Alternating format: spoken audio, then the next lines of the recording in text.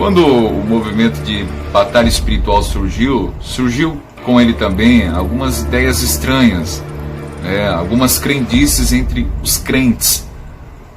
Por exemplo, a porta de casa bateu, então atribuiu ao demônio. Começou a escorrer água da torneira, era demônio. O cara escorregava, era demônio. Então surgiu a necessidade de demonizar tudo. E começou também a surgir uma ideia muito perigosa, onde alguns quase que equiparavam o poder de Satanás ou dos demônios ao poder de Deus. Essas pessoas se esquecem que os demônios e Satanás são criaturas. Deus é o Criador de tudo e de todas as coisas. Portanto, Satanás, os demônios, os anjos caídos são criaturas. E é importante lembrar que eles também estão na mesma posição que os ímpios estão. Eles estão debaixo da ira de Deus e do juízo de Deus. Isso é ratificado, confirmado pelo nosso Cristo.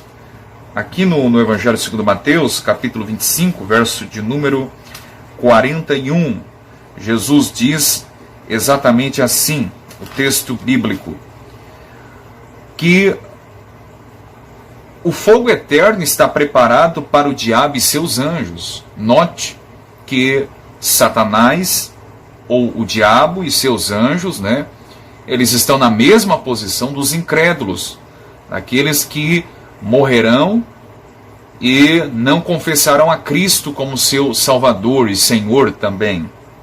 Então eles estão debaixo da ira de Deus e do juízo de Deus, da condenação de Deus. Em Marcos capítulo 5, verso de número 7, também isso é confirmado.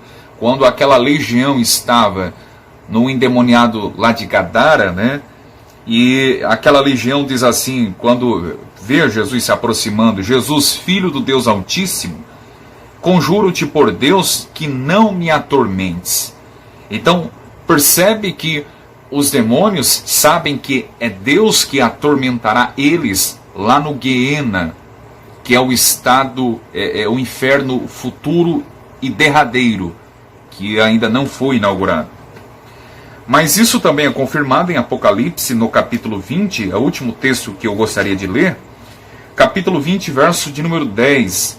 E o diabo que os enganava foi lançado no lago de fogo e enxofre, onde está a besta e o falso profeta. Lembra que Jesus falou que o fogo eterno é preparado para o diabo e seus anjos? Aqui em Apocalipse 20, 10 é corroborado mais uma vez, que o diabo foi lançado no lago de fogo e enxofre, onde está a besta e o falso profeta, e de dia e de noite serão atormentados para todo sempre. Quem é que vai atormentar? Não é que tem a ideia tão popular, existe um capetão no inferno com tridente na mão, governando, sendo soberano do inferno. Não. O texto diz que não serão eles que irão atormentar, mas o texto diz que eles serão atormentados. O diabo, os demônios serão atormentados. E a Bíblia é muito clara em Apocalipse. Depois, na sequência, você lendo os versículos seguintes, vai entender que é Deus quem atormentará essa gente. Os anjos caídos, Satanás e assim por diante. Portanto, essa ideia de tentar equiparar Satanás com o poder de Yahvé é absurda, é blasfema. Não se harmoniza com o ensino bíblico da palavra de Deus. Então, as pessoas começaram a dar muita ênfase na questão de batalha espiritual, de demônios, E tem igrejas, inclusive, se é que posso chamar de igrejas, que falam mais do diabo do que em Cristo. E o diabo gosta disso, porque ele gosta de ser o centro das atenções, E quando a gente analisa e perscruta a história da igreja, por exemplo, os reformadores, eles falaram muito pouco sobre Satanás. Existe uma história interessante de Martim Lutero, quando ele estava na torre escrevendo, de repente ele estava meditando e ele lança o tinteiro ali, contra a parede e vocifera dizendo: sai Satanás. Então temos poucas informações sobre essa questão aí de batalha espiritual, né, nos escritos reformadores. Dizem que até hoje a marca da tinta está lá na torre de Lutero. Já os puritanos, por outro lado, falaram bastante sobre esse conflito, essa luta entre o crente e Satanás. Mas quando eles falaram e escreveram e ensinavam, pregavam sobre esse assunto, sempre apresentaram numa perspectiva bíblica. Então, surgiu, né, hoje nem tanto, mas infelizmente surgiu ideias estranhas. Eu ouvi falar muito de gaveta abrindo e fechando, e quando as pessoas iam olhar, como aqueles filmes, né, de atividade paranormal, quando as pessoas iam olhar e tudo ficava em silêncio. E eu ficava pensando, poxa vida, mas o demônio não tem nada para fazer, ele tem que ficar abrindo e fechando gaveta, né? Essas pessoas esquecem o que a Bíblia nos apresenta. E o que a Bíblia nos apresenta sobre os demônios, sobre os anjos, os demônios também, né, que são anjos caídos, né? A Bíblia diz em Hebreus 1,14 que os anjos são espíritos. E segundo Jesus, em Lucas capítulo 24, um espírito não tem carne nem ossos. Portanto, um espírito, ele bota a mão, né, ele não precisa bater uma porta, ele não precisa colocar a mão na maçaneta para abrir uma porta. Ele atravessa a porta, atravessa o muro, atravessa a parede.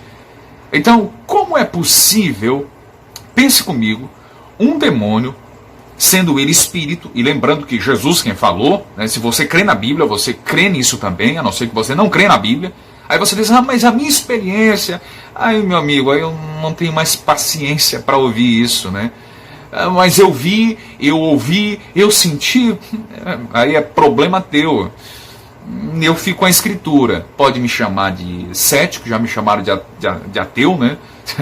Pode me chamar do que quiser, mas eu prefiro prender-me o que diz a Escritura, né? O que você viu, ouviu, arrepiou, aí não está em jogo aqui. O meu compromisso é com o texto bíblico, argumentar com o texto bíblico e não a partir das suas experiências, tá bom? Então, muito... quando a gente recorre à Escritura, a gente percebe que anjos são espíritos. Espírito não tem carne nem ossos, ponto final. Então, esse negócio de porta abrindo, de panela caindo, né, é demônio. Isso é fruto da imaginação do homem, isso é fruto de pessoas que gostam muito de assistir filmes de terror, né, mas não é fruto de estudo bíblico, de exegese bíblica, tá bom? Se é para argumentar, argumenta a partir de texto bíblico.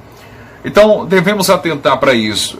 Eu lembro também de casos de pessoas que falavam sobre bonecas possessas ou possuídas, né? Falavam muito da época da Hello Kitty. E eu fico pensando, onde está a base bíblica para isso? Demônios possuindo bonecas ou bonecos? Né? Essas pessoas assistiam muito Chuck, né? É uma imaginação muito fértil, porque quando a gente vai para a Bíblia, o que a gente vê na Escritura? Demônios possuindo pessoas, seres humanos, possuindo até mesmo animais, né? Isso nós vemos, por exemplo, na passagem do Gadareno, que os demônios saíram do Gadareno e entraram nos porcos ali que estavam se precipitando no mar. Mas sempre dentro desse contexto. Bonecos possuídos, qual é a base bíblica? A PH, mas Paulo disse em 1 Coríntios que por trás do ídolo tem demônio. Mas note, é ídolo, não é bonecas, não são brinquedos de crianças. Eu me lembro que tinha um pregador muito no meu tempo de pentecostal, quando eu era criança mesmo, que ele falava muito da Disney, né?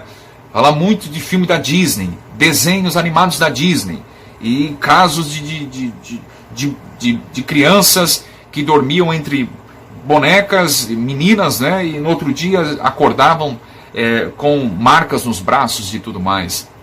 Qual é a base bíblica? PH, Paulo diz que o ídolo é demônio. O ídolo, mas não fala sobre nenhum objeto, nenhum boneco, nenhuma... Não, é ídolo. E Paulo está falando num contexto de idolatria, tem nada a ver com isso. O que Paulo está querendo dizer com isso? Que o propósito do diabo é conduzir os homens ao erro, à ignorância.